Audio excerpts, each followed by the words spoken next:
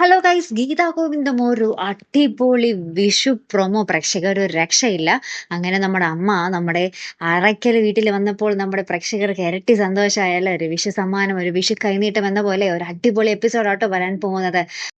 അപ്പൊ നമ്മുടെ വിഷു സ്പെഷ്യലായിട്ട് നമ്മുടെ വിഷു സദ്യയൊക്കെ കഴിക്കുന്ന എല്ലാവരും കൂടി നമ്മുടെ അമ്മയെ നടുക്കിരുത്തി എല്ലാവരും കൂടി ചുറ്റിനുവരുന്ന സദ്യ കഴിക്കുന്നതും നമ്മുടെ ഗോവിന്ദ് അമ്മയ്ക്ക് വാരി കൊടുക്കുന്നു, അമ്മ ഗോവിന്ദിന് വാരി കൊടുക്കുന്നു. അങ്ങനെ അടിപൊളി നിമിഷങ്ങൾ കേട്ടോ. പിന്നെ പടക്കം പൊട്ടിക്കുന്നു, ആഘോഷം, മേളം ഒക്കെ കൂടി ഭയങ്കര രസമുള്ള ഒരു എപ്പിസോഡാട്ടോ വരാൻ പോകുന്നത്.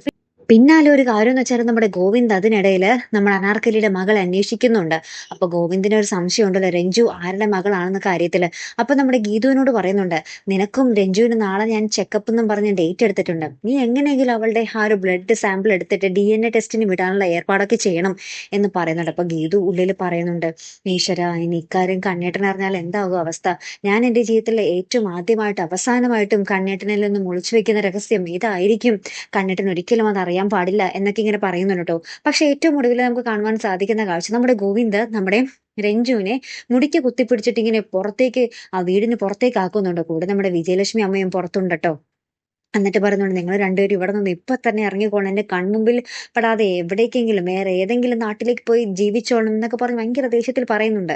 മിക്കവാറും അല്ല, 100% ഇത് സ്വപ്നമാകാനാണ് സാധ്യത അല്ലെ. നമ്മുടെ ഗോവിന്ദ് നമ്മുടെ രഞ്ജു അനാർക്കലിയുടെ മകളാണെന്ന് അറിഞ്ഞാൽ എങ്ങനെ പ്രതികരിക്കാൻ സാധ്യത ഉണ്ടോ പ്രേക്ഷകരെ? നിങ്ങൾക്ക് എന്ത് തോന്നുന്നു? നമ്മുടെ രഞ്ജുവിനെ അങ്ങനെ നമ്മുടെ ഗോവിന്ദ് കൈവിട്ട് കളയോ അനാർക്കലിയുടെ മകളാണെന്നും പറഞ്ഞ്? എന്തായാലും നിങ്ങളൊന്ന് കമന്റ് ചെയ്തേക്കണേ. അപ്പൊ അടുത്തൊരു വീഡിയോയുമായി വരുന്നത് വരയ്ക്കും ഗുഡ് ബൈ.